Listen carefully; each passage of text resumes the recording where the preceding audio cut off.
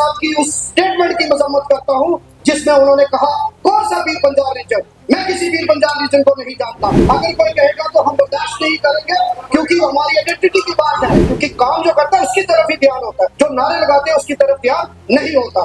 भाजपा के एमएलए ऐसे खड़े हो जाते हैं जैसे कोई एहसान कर दिया। बाकी जितने भी कैजुअल लेबर डेली वेजर्स, इनको रिकग्नाइज करके इनकी सैलरी बढ़ाई जाए ताकि इनके घर में भी चूल्हा जल सके। लेकिन मैं सरकार से एक बात कहूंगा कि अभी बहुत सारे हमारे ऐसे कर्मचारी हैं, जैसे डेली वेजर्स हैं, कैजुअल लेबर्स हैं, आशा वर्कर हैं, नीड बेस, सीजनल टीचर्स, रेवरे खेल, रेवरे जवान, एनएचएम, एनवाईसी, ये सारे मुलाजिम जो हैं बड़ी उम्मीद के साथ हमारी सरकार की तरफ देख रहे हैं। और मैं शुक्रगुजार हूं ऑनरेबल चीफ मिनिस्टर साहब का। चीफ सेक्रेटरी साहब की अध्यक्षता में उन्होंने एक कमेटी कंस्टिट्यूट की थी। मैं उनसे रिक्वेस्ट करूंगा कि ये मुलाजिम जो है ये डिपार्टमेंट की बैकबोन है।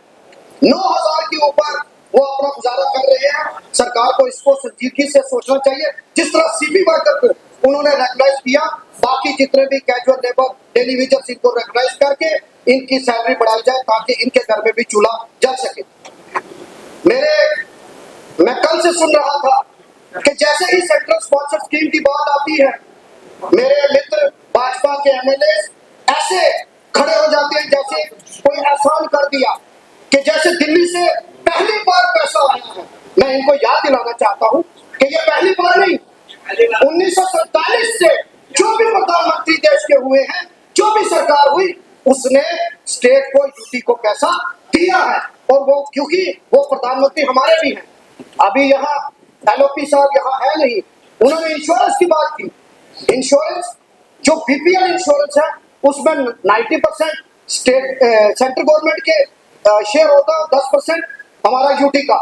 लेकिन जो एपीएल का है उसमें 80% हमारा यूटी का होता है, 20% हमारी सेंट्रल गवर्नमेंट उसमें कंट्रीब्यूट करती है। मैं उसको करेक्ट करना चाहता हूँ। और दूसरी बात, मैं ऑनरेबल डिप्टी चीफ मिनिस्टर साहब का भी शुक्रगुजार हूँ। उन्होंने रोड्स, काफी फार फ्लंग एरिया जो हमारे हैं वहां रोड कनेक्टिविटी दी, इसका मैं तहे दिल से शुक्रगुजार हूँ। लेकिन अभी और भी बड़ा कुछ करने की जरूरत है, क्योंकि हमारा हक इन पे ज्यादा बनता है। हमारे पीर पंजाब रीजन से आते हैं, तो इनके मैं शुक्रगुजार हूँ। और भी जब हमारे मुताबिक है उनको हल करने की कोशिश करें। सर, हमारी 2 इंस्टीट्यूशंस हैं, बाबा गुलाब शाह बादशाह यूनिवर्सिटी हमारी वहाँ है, और गवर्नमेंट मेडिकल कॉलेज बीजीएसपीयू, चाहे उसके प्रो चांसलर जो है वो ऑनरेबल एलजी साहब हैं, लेकिन हायर एजुकेशन मिनिस्टर मैडम उसकी पूरी वर्किंग देखते हैं। वहाँ 2 महीने से वहाँ के टीचिंग और नॉन टीचिंग स्टाफ को सैलरी नहीं मिल रही है, और उसमें स्पेशल ग्रांट देकर उनको सैलरी दी जाए ताकि वो इंस्टीट्यूशन को फाइनेंशियली जो फाइनेंशियल बर्डन है उससे बाहर निकाला जा सके। तो मैं सरकार का ध्यान उसकी तरफ भी ले जाना चाहता हूँ। हेल्थ इंफ्रास्ट्रक्चर में एलजी साहब के एड्रेस में बहुत सारी बातें की गई, बहुत अच्छा उन्होंने कोशिश की है उसको इम्प्रूव करने की। लेकिन मैं कुछ चीजों पर ध्यान देना चाहता हूं कि जो जितने भी मेडिकल कॉलेज हैं उसमें स्टाफ की काफी कमी है। सरकार को रिक्रूटमेंट पॉलिसी लानी चाहिए ताकि इन जो नए मेडिकल कॉलेज खुले हैं वहां लिबरल फंडिंग करके इंफ्रास्ट्रक्चर गैप को पूरा करें, और जितने भी डॉक्टर्स की और पैरामेडिकल स्टाफ की कमी है उसको भी वो पूरा करें। सर, नेशनल लॉ यूनिवर्सिटी के ऊपर बड़ी बात हुई। मैं आपकी वसादत से सरकार से रिक्वेस्ट करता हूं कि यहाँ रवायत रही है, चाहे वो यूपीए की सरकार हो या एनडीए की सरकार हो, यहाँ एम्स 2 आए, शेर कश्मीर एग्रीकल्चर यूनिवर्सिटी 2 है, सेंट्रल यूनिवर्सिटी 2 है।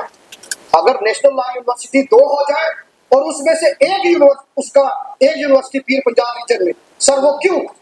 बिलखसूस मैं कहूंगा कि रजौरी में, क्योंकि रजौरी जो है पीर पंजाब रीजन गैप, जिस तरह कश्मीर और जम्मू रीजन के बीच में गैप जो फिल कर रहा है वो पीर पंजाब रीजन कर रहा है। और हमारी जो लोकसभा है वाहिद लोकसभा यूटी में है, हमारी जम्मू कश्मीर में, जिसके 2 डिस्ट्रिक्ट जम्मू खित्ते के हैं और 2 डिस्ट्रिक्ट कश्मीर खित्ते के हैं। हम तो बेहतरीन का काम करते हैं, इसलिए मेरी आपकी वसादत से सरकार से रिक्वेस्ट है कि वो नेशनल लॉ यूनिवर्सिटी रजौरी में एस्टैब्लिश की जाए। और मैं सर एलओपी साहब की उस स्टेटमेंट की मजम्मत करता हूं जिसमें उन्होंने कहा कौन सा वीर पंजाब रीजन, मैं किसी वीर पंजाब रीजन को नहीं जानता।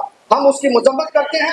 हम उसकी मजम्मत करते हैं, क्योंकि हमारे रीजन के बारे में अगर कोई कहेगा तो हम बर्दाश्त नहीं करेंगे, क्योंकि हमारी आइडेंटिटी की बात है, हमारी आइडेंटिटी की बात है। सर एक मिनट सर, क्योंकि मेरे 8 मिनट है सर।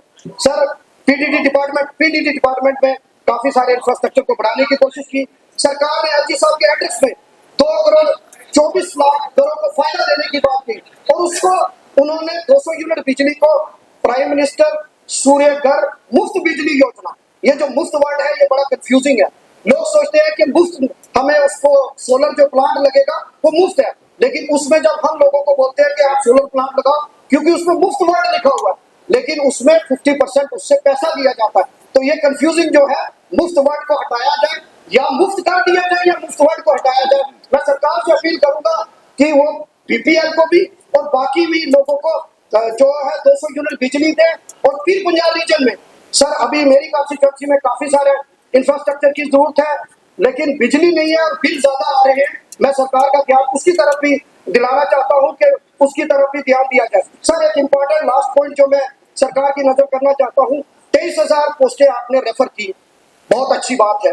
नौजवान आपकी तरफ देखें, क्योंकि काम जो करता है उसकी तरफ ही ध्यान होता है, जो नारे लगाते हैं उसकी तरफ ध्यान नहीं होता।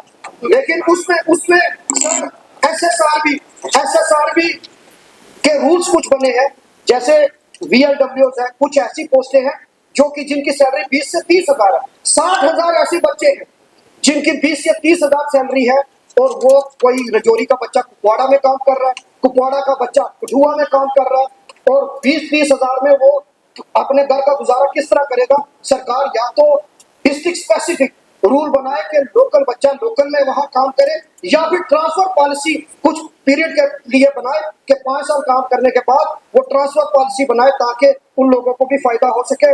सर मैं आपका तहे दिल से शुक्रगुजार हूँ।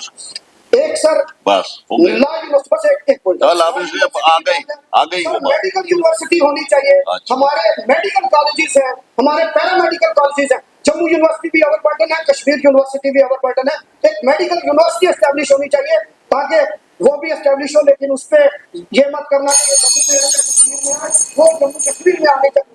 चलो कोई बात, चलिए बस सैफुल्लाह साहब आप बोलेंगे।